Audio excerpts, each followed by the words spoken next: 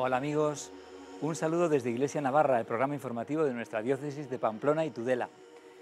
Recién celebrado el día de la Jornada Mundial por la Vida Consagrada, vamos a continuar un poco con el tema del programa anterior, porque merece la pena.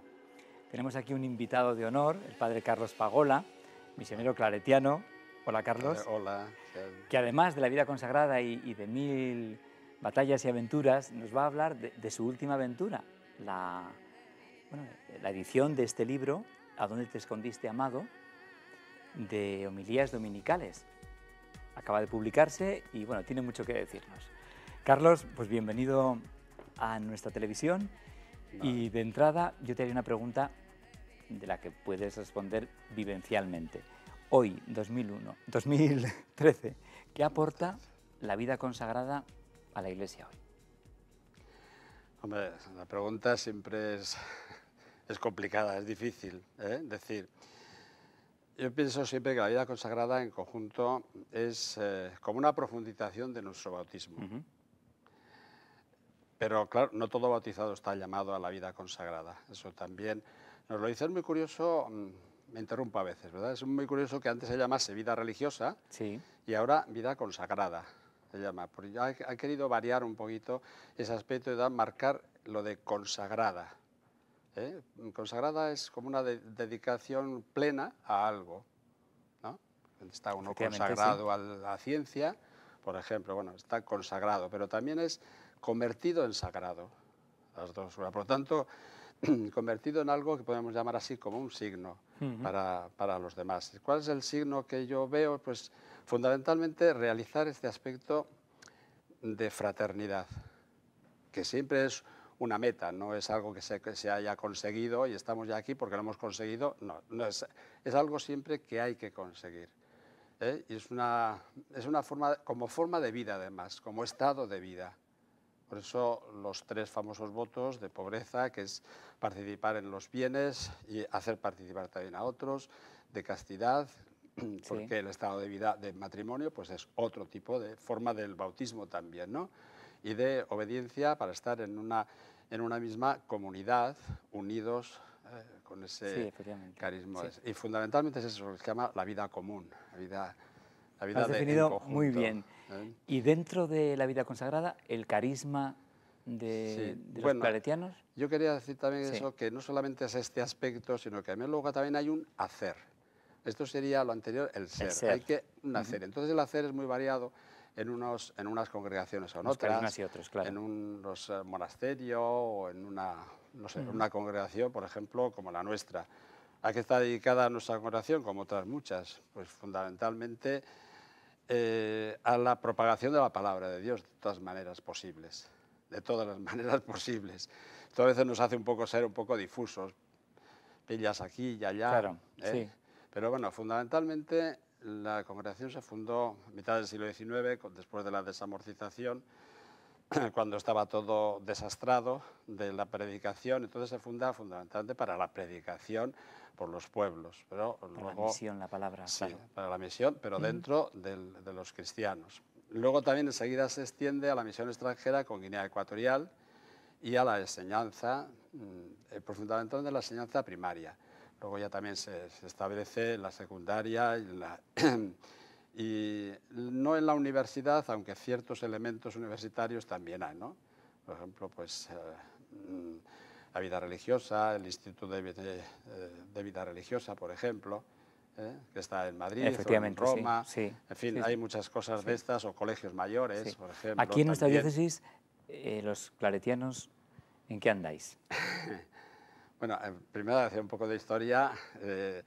La congregación aposenta aquí sus reales en 1880 Ajá. como directores del seminario. Lo que pasa es que eso era como entrar en otro corral, ¿no? Sí. Y ya el año 83 enseguida nos aposentamos en ese lugar que tan chucuna de Pamplona, que es San Fermín de De Aldapa. Aldapa, sí. Y se Está en el extiende un casco poco la viejo, sí. iglesia, se mejora la casa, etcétera, porque era la casa para un capellán, claro. Y se dedicaba fundamentalmente a la predicación también, por todos los pueblos. Como en aquel momento, pues nuestro fundador, Claret, pues todavía no tenía ningún grado dentro de la Iglesia, podemos decir así, hasta que no lo canonizan. A nosotros nos llamaban con distintos nombres. Aquí se especificó mucho corazonistas. Sí, De tal manera que, por el corazón de María, porque este es nuestro nombre, misioneros hijos del Inmaculado Corazón de María.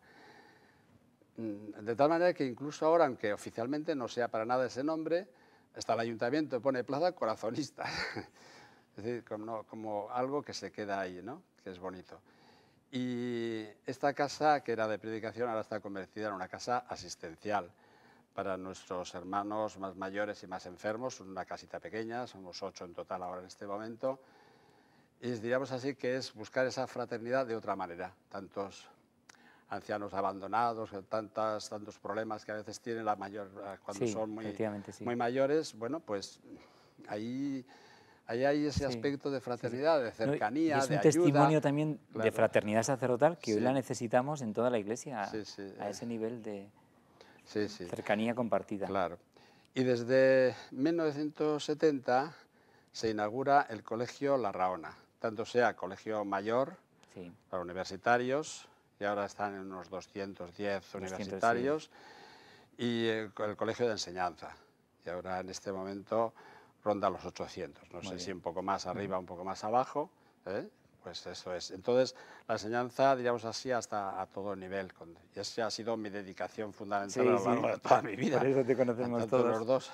Efectivamente, sí. ¿Y algo más también hay del Camino de Santiago?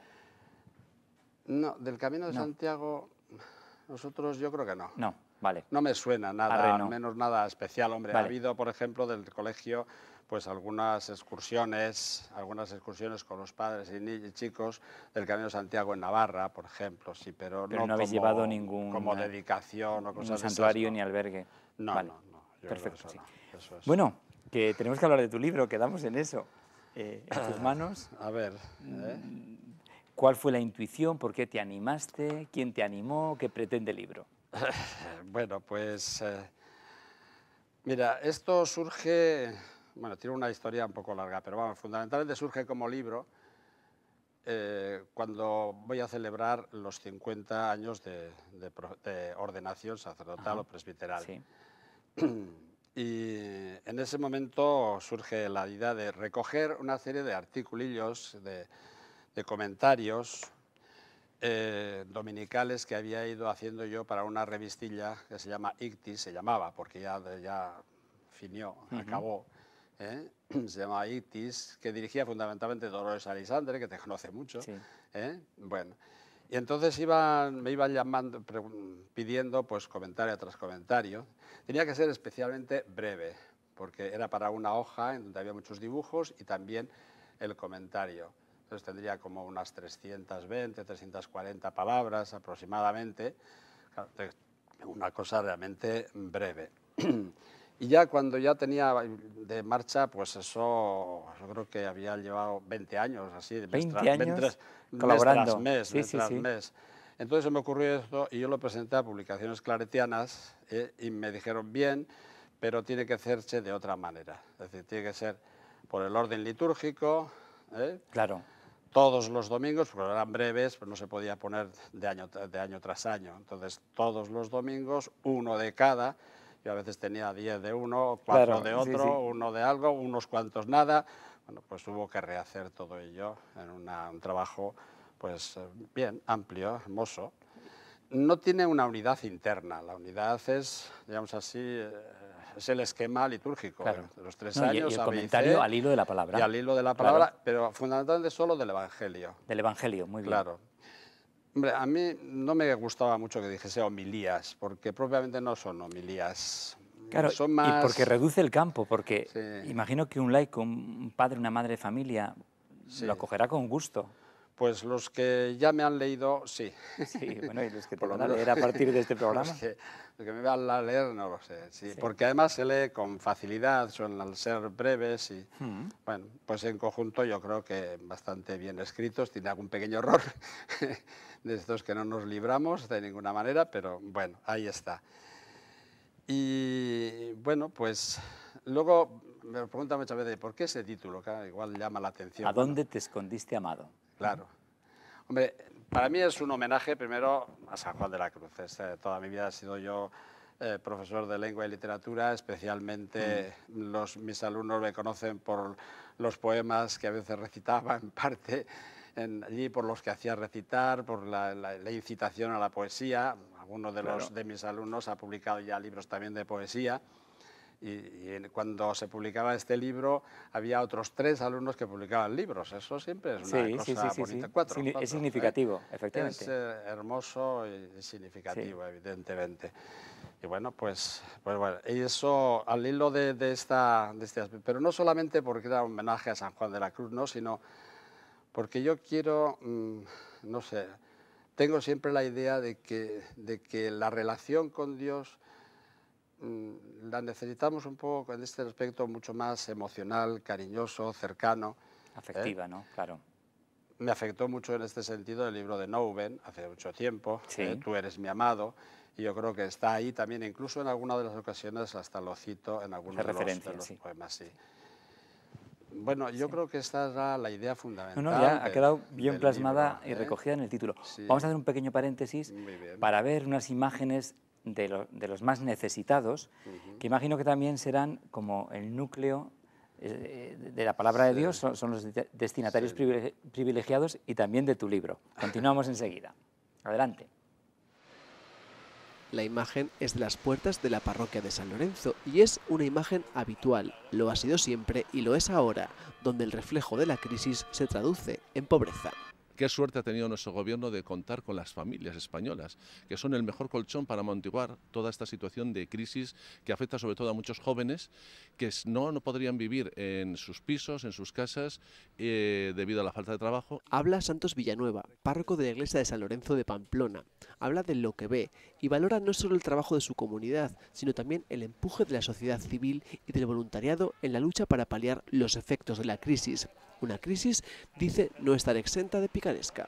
Gente que antes pues no pedía, ahora al ver que dan a todo el mundo, o que por lo menos parece que dan a todo el mundo, que no se da a todo el mundo sin más ni más, sino que hay un seguimiento, pues buscan, llaman a las puertas, quieren también para ello. Entre los damnificados, según Villanueva, el colectivo de inmigrantes, y en él una figura para la que clama justicia, la mujer en soledad al cargo de sus hijos. Una mujer con 1, 2, 3 hijos, 2 o 3 hijos con esas edades de entre 12, 13, 14 años que quieren vivir al ritmo de los chicos y chicas de aquí, no pueden, hay una situación gravísima que afecta sobre todo a este colectivo. Modelos sociales que va dejando la crisis económica a la vista de quien dedica sus esfuerzos en combatirla desde dentro. Muy bien, por Santos Villanueva. Gracias por tus palabras. Nos hemos quedado con ganas de que nos dijeras algo más del libro, Carlos, de alguna característica interesante para que lo compremos y lo leamos. Sobre todo, ahora que vamos a comenzar la Cuaresma, pues yo creo que también sería alguna cosa bonita de este tiempo de Cuaresma y el de Pascua siguiente, ¿no? El título del primer domingo llamo así, Camino de Libertad. Y me parece especialmente bonito, pero bueno, como tenemos realmente poco tiempo, quiero destacar ya uno de estos poemas, porque esto realmente casi más que un comentario es un poema en prosa, en muchas de las ocasiones. El segundo domingo de Pascua lo titulo Una carta del amado. Y dice así: es gozoso saberse destinatario de un libro, un poema, una carta. Te sientes querido, interpelado. Parece que aunque el autor esté lejos, te conoce, te habla al oído y al corazón. Gracias, Juan, o quien seas de parte del discípulo amado, el que da testimonio. Al final de la perícopa leída hoy, nos reconocemos como ese destinatario último después de tantos años. Ha sido escrito para mí, me dice de parte de Jesús y con sus palabras, dichosos los que crean sin haber visto. Inmediatamente el narrador afirma que estos signos se han escrito para que creáis. Ahí estamos. Os aconsejo que paremos un momento en este vosotros y nos alegremos íntimamente, como un enamorado que lee y relee a trozos la carta de su amada. Creer es entregarse totalmente a alguien, poner la vida en sus manos, confiar, fiarse conscientemente, darle a otro un cheque en blanco, amarle de corazón. El narrador nos insiste, para que creáis que Jesús es el Mesías, toda la esperanza de Israel. Pero esto se proclama ya en un ambiente no judío. Quizá ya han sido expulsados de la sinagoga como el ciego del nacimiento. Mesías universal, para todos, para nosotros, tan lejos en tiempo y en espacio. Lo llamamos Hijo de Dios. Es otro gozo pascual. Como Tomás, me arrodillo y exclamo, Señor mío y Dios mío. Olé. Pues escuchándote, la verdad es que Sí. gozaremos también leyéndote. Sí. Bueno, pues me alegro mucho. Sí. Y en el año de la fe, precisamente nos va a ayudar mucho. Vamos a ver unas imágenes del primer artículo, Creo en Dios Padre Todopoderoso. Estamos repasándolo en este año y tu libro nos ayudará también en esa línea. Adelante.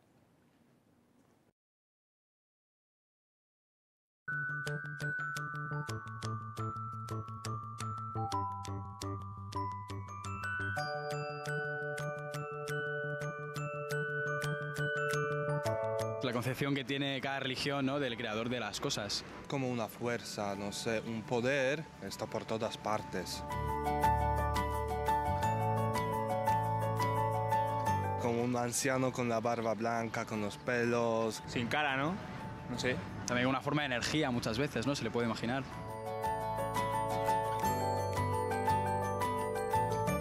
La Santísima Trinidad. A mí no me suena. La Santísima Trinidad es el Dios, Espíritu Santo y Jesús. La Santísima Trinidad son tres personas distintas, pero una misma naturaleza, que es la naturaleza divina.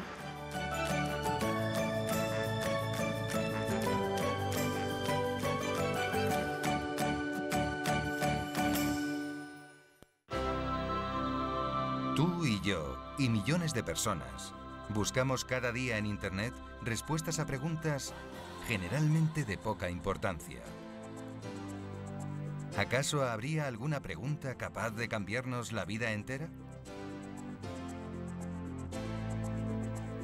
Sí, hay una que encierra el secreto de nuestra existencia y nuestra felicidad. La gran pregunta es: ¿existe Dios?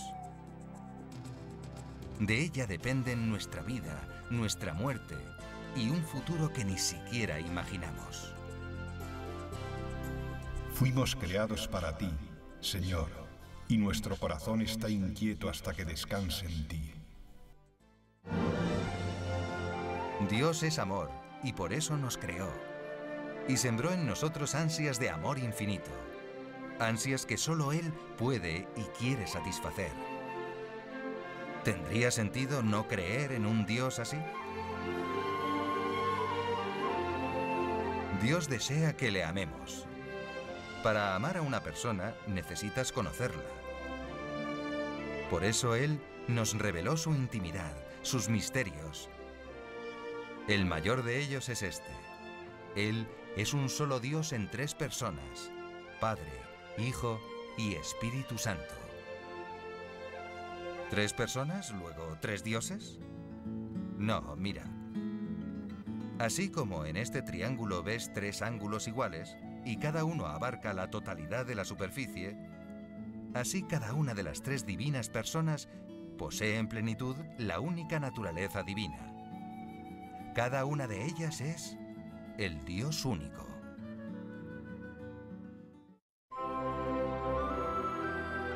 Si son iguales, ¿entonces Dios Padre no es aquel anciano con barba que nos pintan los cuadros? No, esa es una representación artística. Las tres personas de la Trinidad se distinguen en sus relaciones recíprocas. El Padre engendra al Hijo, el Hijo es engendrado por el Padre y el Espíritu Santo procede del Padre y del Hijo.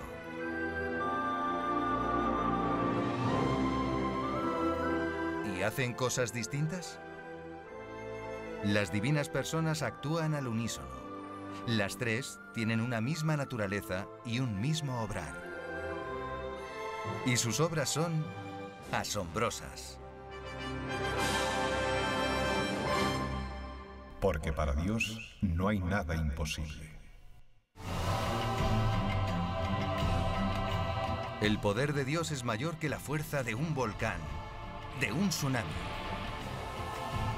La omnipotencia de Dios es infinita, eterna, misteriosa, no tiránica, porque procede del amor. Es todopoderoso al crear el mundo y el hombre, pero también en la encarnación y en la resurrección de su Hijo, o en el perdón de los pecados. Creer que no hay Dios es hacer un acto de fe. Fe en lo oscuro, en lo absurdo. Y creer en Dios, ¿cómo me afecta? Si crees que tienes un Padre que te ama con locura y que además todo lo puede, pues lo primero será recurrir a su ayuda, darle gracias siempre, estar alegre y confiar en Él pase lo que pase.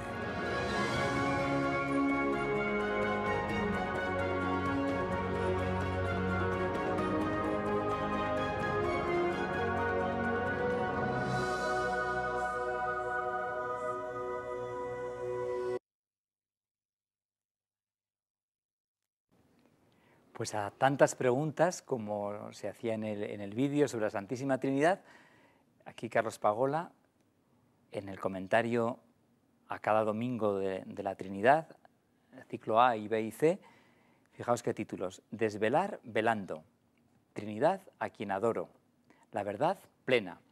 Pues muchas de estas respuestas vamos a poder encontrar en el libro de Carlos. ¿A dónde te escondiste, amado? Está ya en la librería universitaria, está en Paulinas, y está también en la librería diocesana junto a la catedral. Eso es. Bueno, algo nos tienes que decir del núcleo de todo esto, la palabra de Dios, tu experiencia de la palabra de Dios, tu ser de sacerdote, ¿te ayuda a entrar en la palabra de Dios? Dinos algo. Hombre, desde luego que sí. Primero tiene uno, si tiene que ser servidor de la palabra, tiene que utilizar o dejarse ganar por la palabra. Hombre, muchas veces, sobre todo en un primer momento, lo que quería era uno hablar bien, ordenadamente, ¿no?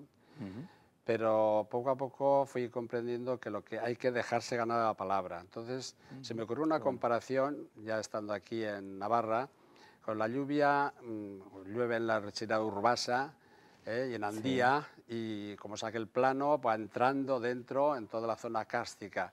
Y luego surge en diversos lugares, el Urederra, el Maredar de Riezu, en fin, en varios otros lugares distintos. Y un poco así es la palabra, porque si no, cuando vamos a la palabra, parece que se nos queda seca muchas veces. Hay que dejar que llueva, llueva, llueva, para que luego nazca, surja y realmente riegue los campos. Y eso yo creo que me ha pasado a mí. Y muchas veces, claro, bueno, algunas veces yendo por el bosque estaba repitiendo palabras de San Juan de la Cruz, acaba de entregarte ya de vero, y de repente notas como una sensación de distinta, pero bueno, abre la puerta, entrégate tú. Como si respondiese a alguien, es una impresión, ¿no? Pero realmente llamativa y bonita. Y que se queda, porque esta experiencia desde hace muchos años, se queda para siempre.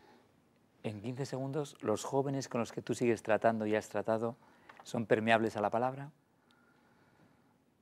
Yo no sé si son permeables a la palabra. A veces sí, a veces no. Y les falta, yo creo que nos falta en toda nuestra sociedad mucha serenidad, mucha tranquilidad.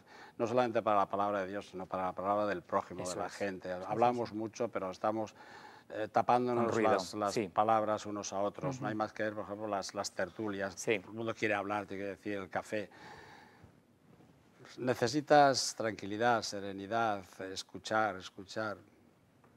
Y eso, hombre, no es lo más digamos así, lo más natural en el joven.